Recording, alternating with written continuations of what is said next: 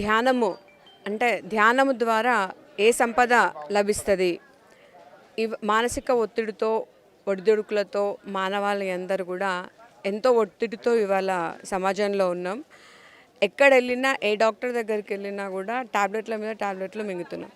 కానీ మనకు దేవుడిచ్చినటువంటి వరం ఒకటి ఉంది అని తెలిపినటువంటి వాడు పత్రిజీ. అంటే అంతకుముందు కూడా ఎంతోమంది మనకు మెడిటేషన్ గురించి చెప్పారు. కానీ తను వచ్చిన తర్వాత చాలా ఎక్కువ దాని గురించి చెప్పడం. అంటే ధ్యానం అనేది ఒక గొప్ప అది కాదు, శ్వాస మీద ధ్యాస.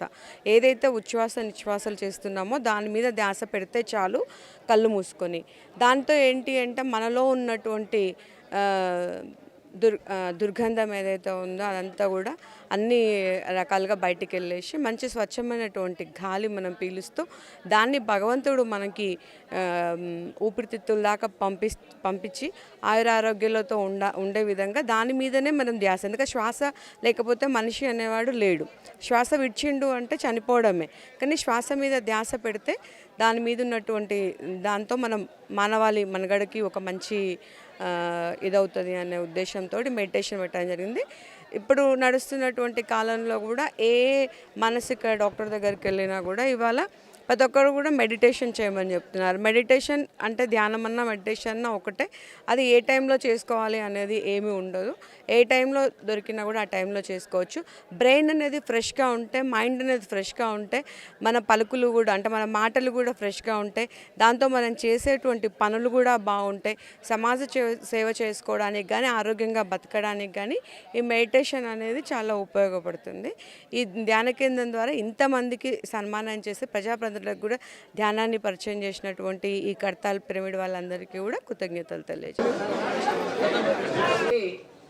మన అదృష్టంగా భావించాలి.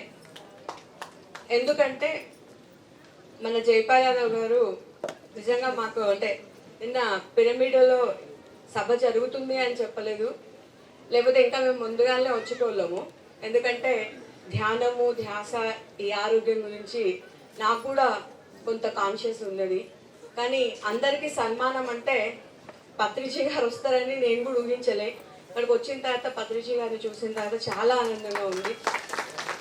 తన ఆధ్వర్యంలో మనం ఒక ప్రజాప్రతినిధులుగా ఇక్కడికి విచ్చేసి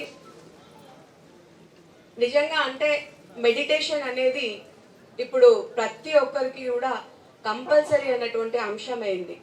రోజువారీ జీవితాల్లో ఎంతో బిజీగా ఉన్నటువంటి మనం, మా వదిన నాకు ఎప్పుడు చెప్పేది, నువ్వు చాలా బిజీగా ఉంటావు కానీ ఒక్కసారి నువ్వు ధ్యానం చేసి చూడు, ఒక్కసారి నువ్వు ధ్యానం చేసి చూడు అని.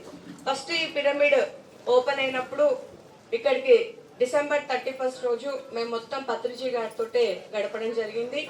తన వేణునాదము అన్ని విన్న తర్వాత నాకు కూడా ఒకలాంటి మైండ్లో ఒక మంచి వైబ్రేషన్స్, ఒక పాజిటివ్ వైబ్రేషన్స్ కలిగినాయి. ఇది నిజంగా నా అనుభవం అది. తర్వాత కొన్ని రోజుల తర్వాత అంత బిజీ షెడ్యూల్లో కలిసిపోయింది. మా నీరజొదిన అంటే మా తల్లిగారు ఊరి ఊరు, మా అన్న భార్య కూడా ఎప్పుడూ ధ్యానం గురించి చెప్తూ ఉండేది. నేను పట్టించుకునేదానికి కాను. కానీ మొన్న నేను ఆసుపత్రికి వెళ్ళి ఒక డాక్టర్కి చూయించుకుంటే తలనొప్పిగా ఉంది అంటే ఇవన్నీ ఎన్ని మాత్రలు వేసినా తగ్గేది కాదు, ఖచ్చితంగా మెడిటేషనే చేసుకోవాలి అని చెప్పింది. అంటే ఇప్పుడు పత్రిజీ గారు ఎట్లా చెప్పిండ్రో సర్వరోగ నివారిణి మెడిటేషన్, అదే మనము శ్వాస మీద ధ్యాస. నిజంగా మనం ఒకవేళ మనసు పెట్టి ధ్యానం చేసినట్టయితే మనలో ఉన్నటువంటి ఉచ్ఛ్వాస నిశ్వాసాలతోటి అంటే మంచి గాలి పీల్చుకుంటున్నాం, చెడ్డ గాలిని వదిలేస్తున్నాం. అట్లనే మనలో ఉన్నటువంటి చెడుని అజ్ఞానాన్ని వదిలేసి ఒక మంచి విజ్ఞానాన్ని మనం పొందే విధంగా ఈ ధ్యానం చేసుకుంటే నిజంగా కూడా ఒక శుభప్రదమైనటువంటి అది మనకందరూ కూడా. అంటే నేను పిహెచ్డి చదువుకున్నా, ఎన్నో పురాణాలు అవన్నీ కూడా చదువుకున్నా.